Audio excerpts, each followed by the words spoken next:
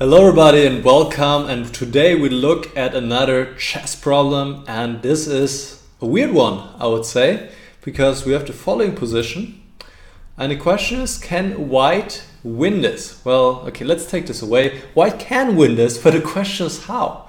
And this is a great exercise to work your imagination, your creativity.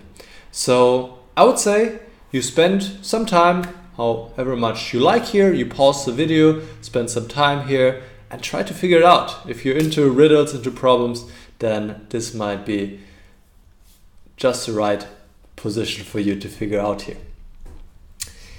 Alright, now we can go about it. So how can white possibly win this? This is all closed down, locked down. The knights don't have any moves available. They're both completely blocked by their own pawns. So the only pieces that can move are the rooks and the queen and the king. But the rooks obviously cannot do anything. So the only way for white to win or to do something here is to at some point play queen a2 and then either threaten to take a b3 or be taken.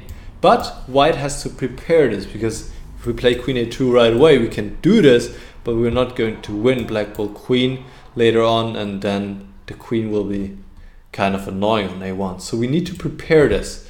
So check out what we're gonna do.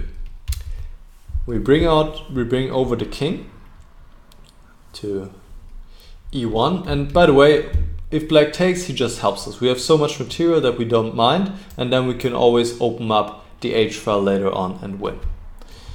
So black is just waiting the whole time. The rook comes over here, same story, black cannot take. White at some point can open, push the pawn, then the knights are free, the queen is free, and it's winning. So one rook is over here. Now the second rook comes. The second rook is also moved over. Notice once more, taking this doesn't help. The rook comes over here. Bam, bam, bam. So now we have set this up, and it's important to achieve this position. Otherwise it doesn't work, and we'll see in a moment why we had to bring the second rook over as well. So now rook to c2.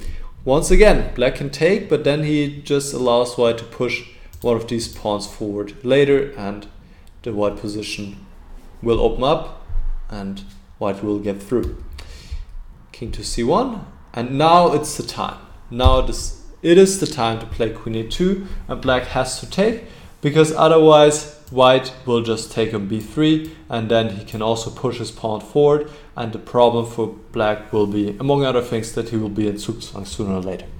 So black takes, now b4, and here we see why it was important to put the rook on e1. If black now goes d takes c2, we can play the move king to b2, and now we need the rook to defend b1. Black can get two queens, but we take them both, and we once again win this position because we still have one knight left here. The knight will just come into action. Black loses because of Zugzwang. So let's say black queens, but now we can put the rook on b2, and the queen doesn't have any place to go, and the problem for black is Zugzwang. He cannot. It's also interesting here that white is almost also in Zugzwang, but he has one sensible move available. I think otherwise actually he might lose if I think about it. But rook d1 works, and now black has to move the king, and white can push the pawn forward. Just pushes the pawn, and now black is in the final Zugzwang. If he moves the king, white queens, and if he doesn't move the king, he has to give up his queen, and white will also win eventually.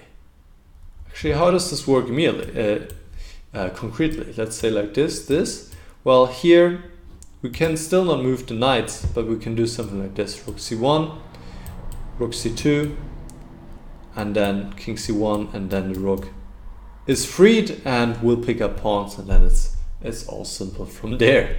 All right, so that was the way to do it. Great exercise, I thought, to be creative and think ahead. So I hope you guys really liked it. And let me know if you could figure it out in the comments. And I see you next time. Bye bye.